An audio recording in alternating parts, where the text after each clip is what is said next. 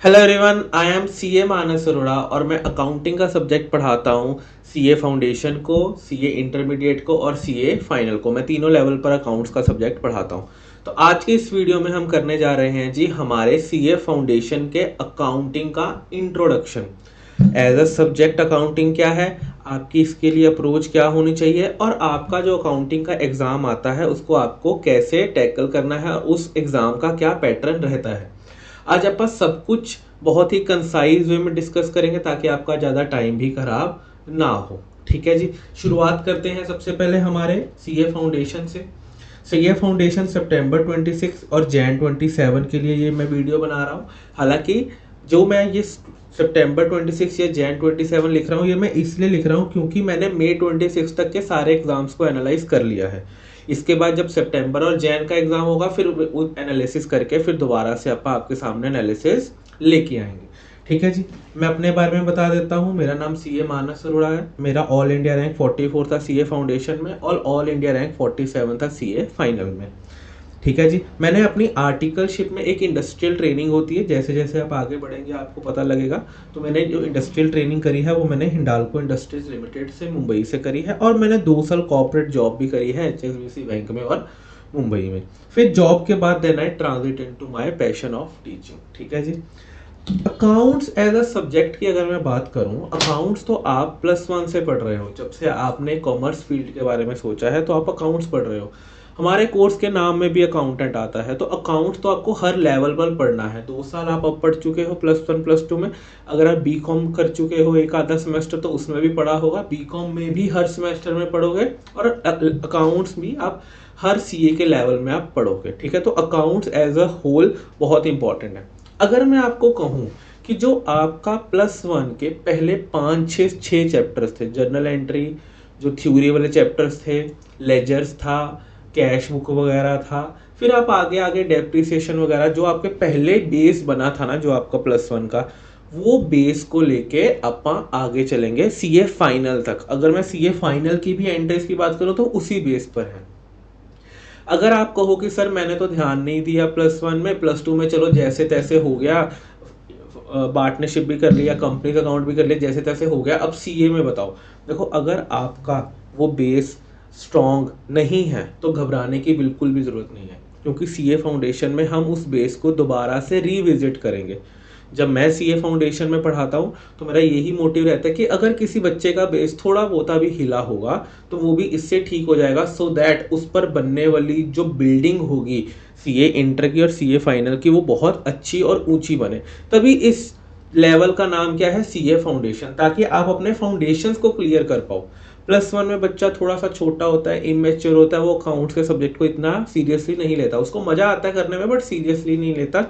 तो इसी वजह से थोड़ा सा हो सकता है बेस छिला हो, बट आपको उसकी बिल्कुल टेंशन नहीं लेनी। अप्रोच हमारी यही रहती है कि हम बच्चे को बिल्कुल आराम से बिल्कुल फाउंडेशन लेवल से पढ़ाएं ताकि बच्चे को आगे जाके कोई दिक्कत ना आए। मैं बात कर रहा था अकाउंट्स की, तो अकाउंट्स में अगर मैं देखूं तो मेरे तीनों लेवल्स में अकाउंटिंग है। फ़र्क क्या है, +1 या +2 या फाउंडेशन में आप लोग अकाउंटिंग पढ़ते हो, इसमें आप क्या पढ़ते हो कि बेसिक अकाउंटिंग क्या होती है। आप फेमिलियर होते हो अकाउंट्स एज अ सब्जेक्ट से, जर्नल एंट्री डालते हो, लेजर्स डालते हो, डेप्रिसिएशन का अकाउंट बनाते हो। ठीक है, बैंक रिकंसिलिएशन स्टेटमेंट करते हो, पार्टनरशिप, डेप्रिसिएशन, ये सारी चीज़ें आप यहाँ पर पढ़ते हो। फाउंडेशन में भी चीज़ें सेम है मोर और लेस, बट उसका लेवल डिफरेंट है। अगर आप कहो मैं +1 +2 की बुक से फाउंडेशन क्लियर कर लूँगा तो वो नहीं हो पाएगा, ऑब्वियस सी बात है।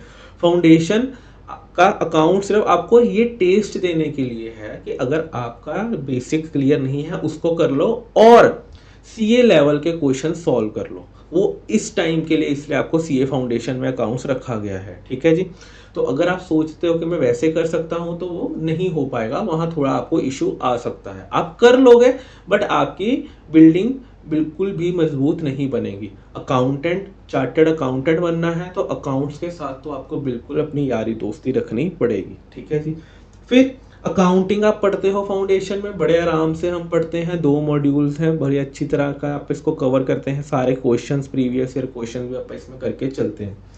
फिर एडवांस अकाउंटिंग आ जाते हैं इंटर में। इसमें क्या होता है कि चीज़ें थोड़ी सी आपके लिए कम्प्लेक्स होनी शुरू हो जाती हैं। इसमें आप एक रूल्स बेस्ड अकाउंटिंग पढ़ते हो, जो कि आप आगे जाके पढ़ेंगे। ये आपका एक तरह से मिडिल लेवल है, ये आपका एक बिगिनर लेवल है, और ये आपका एक मिडिल लेवल है, जिसमें कि आप थोड़ा बहुत थोड़ी सी चीज़ें कम्प्लेक्स, थोड़ी सी चीज़ें नहीं पढ़ना शुरू कर देते हो as comparative to CA foundation. But इसमें भी वही अप्रोच रहती है, अगर आपके बेसिक्स क्लियर हैं तो ये इससे आसान चैप्टर, इससे आसान सब्जेक्ट इंटर में कोई नहीं है। फाउंडेशन में बात करूं तो इसका आपके अकाउंटिंग में 80 प्लस मार्क्स लाने बिल्कुल भी मुश्किल नहीं है। वो मैं आपको वीडियो में बताऊंगा कि क्यों मुश्किल नहीं है। इसका मतलब ये नहीं है कि आप बाकी सब्जेक्ट्स में भी 80 प्लस नहीं लेके आ सकते हो, उसमें भी लेके आ सकते हो, बट मैं कह रहा हूँ कि इसमें आप बड़े इजीली 80 प्लस लेके आ सकते हो, जिससे कि आप अपना एग्रीगेट बना लो। सीए फाउंडेशन 400 नंबर का होता है, आपको कम से कम 200 नंबर चाहिए, ठीक है। वो हम बाद में किसी और वीडियो में डिस्कस करेंगे कि कैसे पास होते हैं सीए में, उसका क्या पैटर्न रहता है, ठीक है जी। अकाउंट्स की बात कर रहे थे हम, इंटर में आ जाते हैं। इंटर में थोड़ा सा कम्प्लेक्स हो जाता है, हमने ये डिस्कस कर लिया, ठीक है जी। फिर फाइनल में तो आपके सब्जेक्ट का नाम हो जाता है फाइनेंशियल रिपोर्टिंग, और इसमें आप क्या पढ़ते हो कि ग्लोबली अकाउंटिंग कैसे होती है। यहाँ पर तो आप पढ़ते हो कि इंडिया में अकाउंटिंग कैसी होती है, यहाँ तो आप सोहन मोहन को पैसे दे के काम करा लेते हो, यहाँ पर आप हैरी डेविड इन सब जैसे अकाउंटिंग करते हैं, वैसे इंडिया में कैसे अकाउंटिंग होती है वो आप यहाँ पर ग्लोबल स्टैंडर्ड्स के अकॉर्डिंग पढ़ोगे। तब तक आप बड़े भी हो गए होगे, एक्सपर्ट भी बन गए होगे, तो ये एक्सपर्ट लेवल में इसको कह देता हूँ। आपका जो सीए फाउंडेशन का अकाउंट्स का एग्जाम है, वो अकाउंट्स का एग्जाम पहला सीए का एग्जाम, आपका जो पहला जिंदगी में पहला सीए का एग्जाम होगा वो अकाउंटिंग होगा। और आपको पता है, आप कोई ना कोई एग्जाम देकर आए हो, +2 के बोर्ड्स देकर आए हो, या कोई सी भी लेवल का पेपर देके आए हो, आपको पता है कि अगर आपका पहला एग्जाम बहुत अच्छा चला जाता है तो बाकी के सारे एग्जाम्स के लिए आपका वो मोमेंटम सेट हो जाता है। तो इसीलिए अकाउंटिंग का पेपर देना आपके लिए बहुत इंपॉर्टेंट है कि आप इसको अच्छे से दो, सो दैट कि आपके आने वाले टाइम में, आने वाले पेपर में आपका जो मोमेंटम है वो बना रहे, ठीक है जी। अब अगर मैं एग्जाम पैटर्न की बात करूं हमारे सीए फाउंडेशन अकाउंटिंग के, तो इस पेपर में टोटल आपको 6 क्वेश्चन आएंगे। कितने क्वेश्चन आएंगे? टोटल 6 क्वेश्चन आएंगे। एक क्वेश्चन की वेटेज होगी 20 नंबर। सर ये तो 120 नंबर का पेपर हो गया, बट हमको तो सुनने में आया 100 नंबर का पेपर होगा। यस, इस 6 क्वेश्चंस में से आपको एक क्वेश्चन चॉइस होगा, आप वो क्वेश्चन छोड़ सकते हो। आपको टोटल कितने क्वेश्चन अटेम्प्ट करने हैं? 5 क्वेश्चन अटेम्प्ट करने हैं। आपको सिर्फ और सिर्फ 5 क्वेश्चन अटेम्प्ट करने हैं। उसमें टोटल 6 क्वेश्चन आएंगे। उन 5 क्वेश्चन 20 नंबर के अटेम्प्ट करोगे तो आपका कितना अटेम्प्ट हो जाएगा? 100 मार्क्स का। अब कैच इसमें क्या है कि टोटल 6 क्वेश्चन आएंगे, बट उसमें से जो क्वेश्चन नंबर 1 है वो मैंडेटरी है, वो करना ही करना है, चाहे जो मर्जी हो जाए। क्वेश्चन नंबर 1 आपका मैंडेटरी होता है, वो आपको सॉल्व करना ही करना है। जो क्वेश्चन नंबर 2 से लेकर 6 तक जो आपके 5 क्वेश्चन बनते हैं, उसमें से आप कोई भी 4 क्वेश्चन अटेम्प्ट कराओ। सर मेरे को अगर क्वेश्चन नंबर 1 ना आता हुआ तो क्या मैं 2 से 6 कराऊं? बट आप अगर कर आओगे और क्वेश्चन नंबर 1 नहीं अटेम्प्ट करोगे ना, तो आपका एक क्वेश्चन वो अनचेक्ड छोड़ देंगे, वो नहीं नंबर देंगे उसके। इसमें अगर आप इसमें से सारे 5 के 5 क्वेश्चन भी अटेम्प्ट कराते हो तो वो सिर्फ 4 क्वेश्चंस के ही नंबर देंगे आपको, क्योंकि ये एक क्वेश्चन आपका मैंडेटरी था जो आपने छोड़ दिया। ये इंस्ट्रक्शन आपको पेपर बुकलेट में भी लिखी होती है। मैं आपको अभी जो मई 26 में पेपर हुआ है, मैं वो भी आपको दिखा देता हूँ। अभी ये देखिए, ये मई 26 का एग्जाम है जो हुआ है, थोड़ा सा ब्लैक हो रहा है साइड में। देखिए यहाँ पर क्या लिखा हुआ है 14 मई 2026 को हुआ था आपका पेपर। और ये किस टाइम पे फोटो खींची गई है? 5:20 पे। सीए फाउंडेशन पेपर 1 अकाउंटिंग, ठीक है जी। देखिए क्या लिखा हुआ है, आपका जो क्वेश्चन नंबर 1 है वो मैंडेटरी है, और answer any 4 questions from the remaining 5 questions. ने क्या कहा कि पहला क्वेश्चन तो मैंडेटरी है, ये इंस्ट्रक्शन में भी लिखा हुआ है, ठीक है। तो इसका मतलब है कि जो ये क्वेश्चन नंबर 1 आपको आएगा, ये आपको मैंडेटरली करना ही करना है, इसमें कोई चॉइस नहीं है आपके पास। हाँ, जो बाकी के आपके 5 क्वेश्चन बचे उसमें से कोई 4 आपको करके आने हैं, ठीक है, तो वो आपका सही हो जाएगा।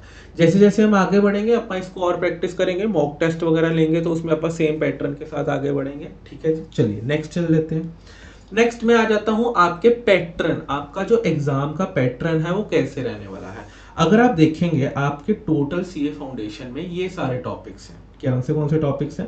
देखिए, सबसे पहला क्या है? Theoretical framework, accounting process, bank reconciliation जो आपने +1 में पढ़ा है, इन्वेंट्रीज आपने नहीं पढ़ा होगा, आपका डेप्रिसिएशन ये आपने पढ़ा हुआ है, बट यहाँ कॉम्प्लेक्स है, यहाँ पर वो वाला नहीं डेप्रिसिएशन है। हाँ, बेसिक्स तो सेम रहेंगे, ऑब्वियस ही बात है, एंट्रिक्स तो सेम ही रहेंगी, बट कॉम्प्लेक्स है और इसको अच्छी खासी प्रैक्टिस चाहिए होगी। फिर आ जाता है आपका बिल्स ऑफ एक्सचेंज, जो कि आपने नहीं पढ़ा हुआ, जो कि आप यहाँ पढ़ेंगे। फिर final preparation of final accounts of sole proprietor आपने +1 में पढ़ा है, बट कॉम्प्लेक्सिटी में जमीन आसमान का फर्क है। आपको यहाँ पे भी ट्रेडिंग P&L बैलेंस शीट बनाना है, बट बहुत कॉम्प्लेक्स, बहुत तो नहीं कह सकते, बट कॉम्प्लेक्स है। Not as +1 but not as simple as +1। ठीक है जी। फिर एनपीओ ये आपने नहीं पढ़ा हुआ, ये आपको पढ़ना है, नॉन प्रॉफिट ऑर्गेनाइजेशन। फिर अकाउंट फ्रॉम दी, यहाँ पर आना चाहिए था इनकम्प्लीट, जो आपने सिंगल एंट्री सिस्टम पढ़ा था। ठीक है, वो है +1 में पढ़ा था। ये मोर और लेस वही सेम है, इसमें ज़्यादा कॉम्प्लेक्सिटीज नहीं है, बट कुछ कुछ क्वेश्चन जो पेपर में आते हैं वो थोड़े कॉम्प्लेक्स होते हैं, तो हमको सीए लेवल प्रिपरेशन करके चलनी होगी। फिर partnership and then companies account, ये तो आप अभी पढ़कर आए ही हो। तो ये सारे आपके टोटल 11 चैप्टर्स हैं आपके पास, जो कि आपको करके आने हैं, जो कि आपके सिलेबस में है। ठीक है, अब मैंने मेहनत करके क्या करा है, जितने भी आपके अभी तक एग्जाम्स हुए, जैसे May 26, Jan 26, फिर September 25, May 25, June 25, January 25 sorry, September 24 and then June 24। मैंने क्या किया है, मैंने इसका पैटर्न निकाल लिया है कि कौन से क्वेश्चन में कौन से चैप्टर का आता है, कौन सा क्वेश्चन में कि कौन जो क्वेश्चन है वो किस चैप्टर से पूछा जाता है और कितने नंबर का पूछा जाता है। तो इसका एनालिसिस करा है मैंने। ये शीट मैं आपको भी दे दूंगा आपके रेफरेंस के लिए, आपके पास ये जरूर होनी चाहिए, क्योंकि हमको सिर्फ हार्ड वर्क नहीं करना, हमको स्मार्ट वर्क भी करना है। ठीक है, तो हमको पता होना चाहिए कि हमको कौन सा क्वेश्चन कब करना है और अगर करना भी है या नहीं करना। ठीक है जी। अब क्योंकि हमारे पास तो चॉइस है एक क्वेश्चन में, तो अपन वो देखेंगे। तो अगर मैं पैटर्न की बात करूं, जो आपका पहला क्वेश्चन होता है जो मैंडेटरी होता है, उसमें 12 नंबर के आएंगे ट्रू फॉल्स। ओ सर वाओ, ये तो मजा ही आ गया सर। अगर हमको ट्रू फॉल्स नहीं भी आता तो मैं ऐसे लिखाऊं, टीचर कहेगी ओहो फॉल्स था, ये बच्चे ने क्या कर दिया, चलो टिक कर देते हैं। या फिर अगर ट्रू होगा तो मैं ऐसे लिखाता हूं, ओहो बच्चे ने गलत कर दिया, ओहो, ऐसे लिखा। ऐसा नहीं होगा, आपको प्रॉपर फॉल्स लिखना होगा और आपको प्रॉपर ट्रू लिखना होगा, एंड रीजन भी देना होगा कि ये क्यों ट्रू है। अगर आपने किसी से पूछ के ट्रू लिख भी दिया ना और आपका रीजन गलत है तो आपको कोई नंबर नहीं मिलेगा। This is the CA foundation जिसकी मैं बात कर रहा था। अभी तक स्कूल्स में क्या होता था, आपके इसको नंबर मिल जाते होते थे, या फिर एक नंबर कटता था, चलो कोई बात नहीं, या फिर किसी से पूछ के तुक्का ट्रू फॉल्स लिख दिया। यहां पर आपको रीजन भी देना है कि ये क्यों ट्रू है और ये क्यों फॉल्स है। अगर आपका रीजन गलत है तो कोई नंबर नहीं मिलेगा। यहां पर अगर कोई चीज फॉल्स है तो उसको बताना पड़ेगा कि ये क्यों फॉल्स है, और साथ में ये भी लिखना पड़ेगा कि ये ट्रू किस सिनेरियो में होती। यस, तभी पूरे नंबर मिलेंगे, 2 नंबर। क्या है, तो फर्स्ट क्वेश्चन में जो कि आपका मैंडेटरी क्वेश्चन है, यहां पर आपको क्या आना है, टोटल 6 ट्रू फॉल्स आने हैं और 2-2 नंबर के आने हैं, और ये किसी भी चैप्टर में से आ सकते हैं, और ये मैंडेटरी है आपको अटेम्प्ट करना है, इससे आप भाग नहीं सकते। ठीक है जी, इसकी प्रैक्टिस करेंगे। मेरी बुक में एक पूरा चैप्टर ही ट्रू फॉल्स पे है, जिसमें कि आपके सारे पिछले सालों के ट्रू फॉल्स उसमें मैंने डाल दिए हैं। अगर आप उस चीज को ध्यान से देखेंगे तो मैंने सारे चैप्टर उसमें, सारा प्रीवियस ईयर जितने भी आपको ट्रू फॉल्स आए सारे उसमें डाल दिए, और जो तो आईसीआई में है वो तो है ही है। इतने ट्रू फॉल्स प्रैक्टिस करने के बाद मेरे को नहीं लगता कि आप इस 12 नंबर में से एक भी नंबर कटवा के आओगे। ठीक है जी, चल सकते हैं। फिर थ्योरेटिकल फ्रेमवर्क जो पहला चैप्टर है, उसमें से क्वेश्चन नंबर 1B में से क्वेश्चन आता है जो कि 4 नंबर का आता है, और फिर जो क्वेश्चन नंबर 1C है वो ये 2 चैप्टर में से कहीं से भी आ सकता है 4 नंबर का। ठीक है जी, तो आपके पहला क्वेश्चन कितने का हो गया, 20 नंबर का हो गया। चल सकते हैं जी आगे। फिर क्वेश्चन नंबर 2 की बात कर लेते हैं। क्वेश्चन नंबर 2 इन तीनों चैप्टर्स में से किसी में से भी आ सकता है। इन तीनों चैप्टर में से कोई भी 2 क्वेश्चन आएंगे आपको। एक क्वेश्चन होगा 12 मार्क्स का और दूसरा होगा जी 8 मार्क्स का। ठीक है जी, इसमें से कुछ भी आ सकता है, तो आपको ये पॉइंट ऑफ व्यू से लेके चलना है। फिर क्वेश्चन नंबर 3 और 4 की बात कर लेता हूं। ये क्या है, partnership account. Partnership account, sole proprietor, NPO और इनकम्प्लीट रिकॉर्ड्स। क्वेश्चन नंबर 3 10-10 नंबर के दो पार्ट्स आएंगे, 20 नंबर का आना था तो 10-10 नंबर के हो गए। और क्वेश्चन नंबर 4 में भी यही 4 चैप्टर्स, देखिए ये 4 चैप्टर्स आपके पेपर में कितने नंबर के आ रहे हैं, टोटल 20 मार्क्स के आ रहे हैं ये टोटल आपके पेपर में। ठीक है, देखो क्वेश्चन नंबर 3 और 4 दोनों इन्हीं में से आना है, तो टोटल इन 4 चैप्टर्स में से 4 क्वेश्चन आपको पूछे जाएंगे, मतलब हर चैप्टर में से क्वेश्चन आपको पूछने वाला है वो। ठीक है जी, चलें जी आगे। यस, फिर क्वेश्चन नंबर 5, ये किसी भी चैप्टर में से आ सकता है, मेरे को कोई पैटर्न नहीं मिला कि ये कहां से आएगा, ये किसी भी चैप्टर में से आ सकता है क्वेश्चन। और इसका पैटर्न क्या रहेगा, या तो 5 5 10 रह सकता है, पहला पार्ट 5 का, दूसरा पार्ट 5 का, फिर तीसरा पार्ट 10 नंबर का, या फिर 10-10 नंबर के भी 2 पार्ट आ सकते हैं और 5 और 15 के भी 2 पार्ट आ सकते हैं, ये पैटर्न रहेगा। सर इतना क्यों स्टडी करा, क्या ही करेंगे हमको जान के, हमको तो पढ़ना है। सर पता क्या है, यू शुड नो। देखिए आपका जो पहला क्वेश्चन है ये बड़ी आसानी से फटाफट हो जाएगा।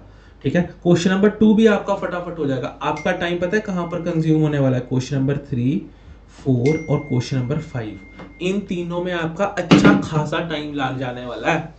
तो आपको पता होना चाहिए कि भैया इसमें से अब आपके पास चॉइस है क्वेश्चन नंबर 2 to 6 में, अब आपको जो क्वेश्चन बड़ा लगेगा आप मत करना उसको। अगर आपको लगता है question number 4 is very time consuming और question number 5 is very time consuming, तो मत करना ना उसको। ये स्ट्रेटेजी आपको पहले 15 मिनट में बना लेनी है, क्योंकि अकाउंट्स का पेपर आपका छूट सकता है, लंबा आएगा पेपर, छूट सकता है, आपको छोड़ के नहीं आना। तो इसीलिए ये स्ट्रेटेजी बनाई जाती है। अभी आपको बहुत हैवी लग रहा होगा, सर इतने कैसे याद रहेगा, जैसे जैसे आप सारे चैप्टर्स कर लोगे ना तो आपको ये बिल्कुल, आपको कोई रात को भी उठा के पूछेगा ना, अरे क्वेश्चन नंबर 5 में से कौन से चैप्टर में से आएगा, तो आप बता दोगे। ठीक है जी, फिर क्वेश्चन नंबर 6, इसमें एक चीज तो 100% फिक्स्ड है कि क्वेश्चन नंबर 6 से कंपनी अकाउंट्स में से आना है, और जो 15 नंबर का आना है वही डिबेंचर शेयर वाला आना है। ठीक है जी, क्वेश्चन नंबर 6 भी कहीं से भी आ सकता है, वो 5 नंबर का आना है। तो इन तीनों चैप्टर में से 5 नंबर का पेपर आना है। तो अगर मैं बात करूं क्वेश्चन नंबर 6 मेरे को थोड़ा ठीक लग रहा है, मैं ये अटेम्प्ट करके आऊंगा। ठीक है, फिर क्वेश्चन नंबर 5 मेरे को पता ही नहीं है कैसे आएगा। ठीक है, वहां पे मेरे को पेपर में देखना पड़ेगा। क्वेश्चन नंबर 3 या 4 में से मैं कोई एक क्वेश्चन करके आऊंगा, क्योंकि इन चारों में मेरे को बैलेंस शीट बनानी पड़ सकती है।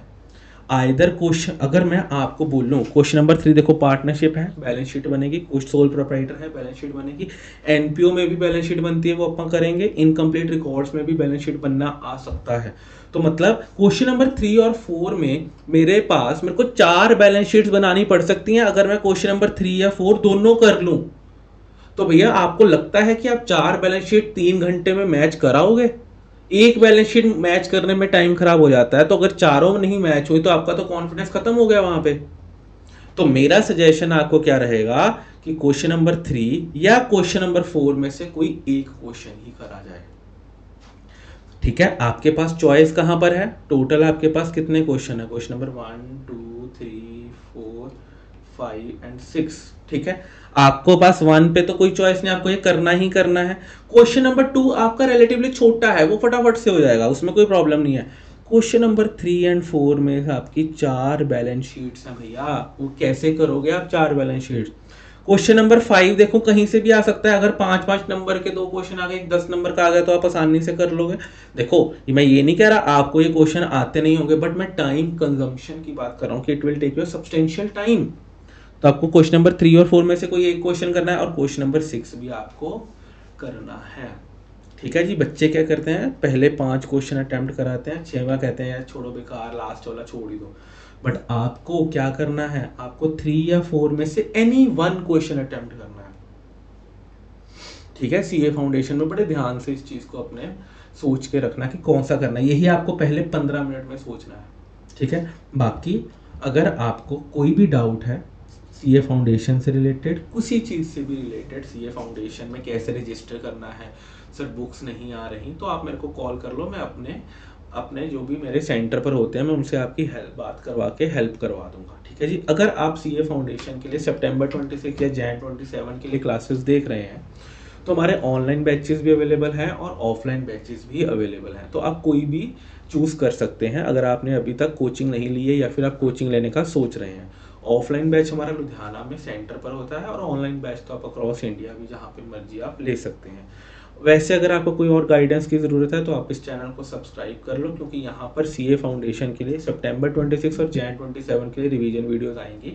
तो अगर आप कहीं से भी कोचिंग नहीं ले रहे या कहीं से ले रहे हैं जहाँ से आप सेटिस्फाइड नहीं है, तो आप इन रिवीजन वीडियोस को देखकर अपना एग्ज़ाम पास कर सकते हैं। ठीक है जी, मिलते हैं जी नेक्स्ट वीडियो में सीए फाउंडेशन के लिए। तब तक पढ़ते रहें। कोई डाउट आएगा तो प्लीज़ सोचना मत, आप मेरे को व्हाट्सएप पे, आप मेरे को इंस्टाग्राम पे, या आप मेरे को कहीं पे भी, या फिर कमेंट सेक्शन में भी आप मेरे को बता सकते हैं कि आपको क्या डाउट है। मैं वहाँ वो रिजॉल्व करवा दूंगा। सीए फाउंडेशन के बच्चे को बहुत सारी चीज़ें नहीं पता होती, आईसीआई में कैसे रजिस्टर करना है, क्या होगा, बुक्स का क्या है, तो उसके लिए हमारे पास डेडिकेटेड टीम है, वो आपको हेल्प कर देगी इस चीज़ के लिए। ठीक है, हम अपने स्टूडेंट्स का तो खुद ही रजिस्टर करवाते हैं फाउंडेशन में, क्योंकि फर्स्ट टाइम उनको पता ही नहीं होता। ठीक है जी, बट आपका भी मैं करवा दूंगा। आप मेरे को बस टेक्स्ट कर देना कि ये क्या क्या इशू है। ठीक है जी, मिलते हैं जी नेक्स्ट वीडियो में। Thank you very much.